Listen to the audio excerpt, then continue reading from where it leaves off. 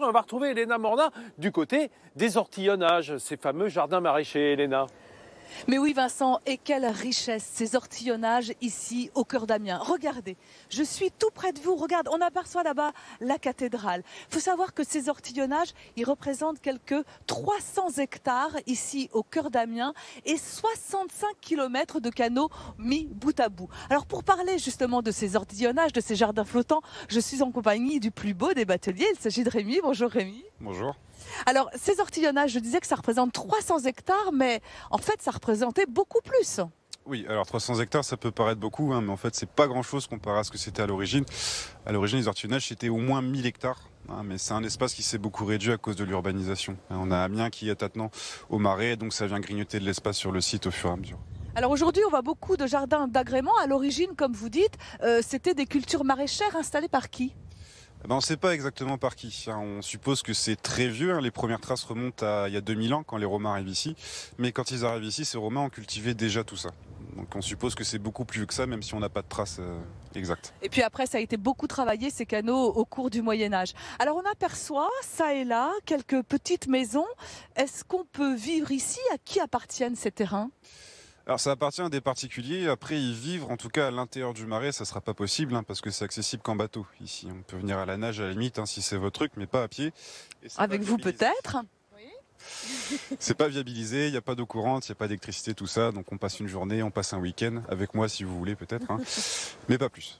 Avec vous en tous les cas, sur ces fameuses barques à cornet. Ce que je voulais savoir, c'est pourquoi vous avez choisi, vous, ce travail. Qu'est-ce que vous ressentez à faire visiter à quelques 130 000 visiteurs par an ces ortillonnages ? Écoutez, je travaille en pleine nature déjà, puis je vois du monde toute la journée, on partage quelque chose si vous voulez, donc c'est plutôt agréable. Des fois on se sent un petit peu privilégié ici.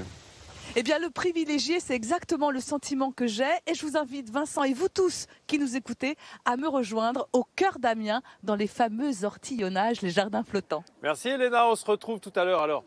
Mais oui, Vincent, je suis en fait tout près de vous. Vous savez, tout à l'heure, nous étions dans les ortillonnages. Là, je suis à la périphérie des ortillonnages, devant cette très belle maison d'hôte et son jardin, où il fait bon se reposer après avoir circulé, déambulé dans le dédale des canaux. Alors, cette maison, eh bien, c'est celle d'Hubert. Bonjour Hubert. Bonjour. Merci de nous accueillir. Je vous dérange pas trop dans la taille du rosier ? Tout va bien, ça peut attendre. Alors, atmosphère absolument incroyable. Nous sommes ici au cœur de la ville et pourtant, on n'a vraiment pas l'impression d'y être. Mais c'est ça qui est très agréable. En fait, c'est le lieu, parce que la proximité de l'eau fait qu'il y a une ambiance très particulière et j'aime la promenade dans les ortillonnages.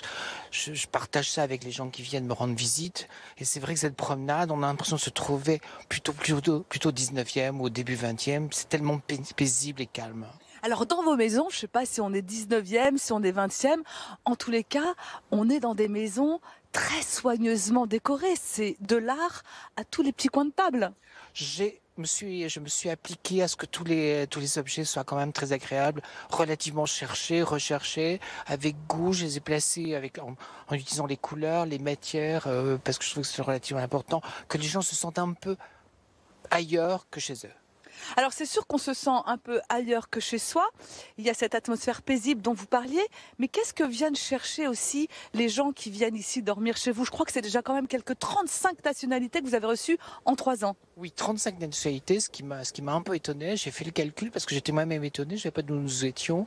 Et je pense qu'ils viennent chercher autre chose.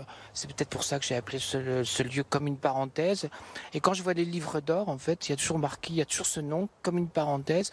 Et je pense que les gens ont vécu autre chose et je crois que c'est ce qu'ils cherchent finalement.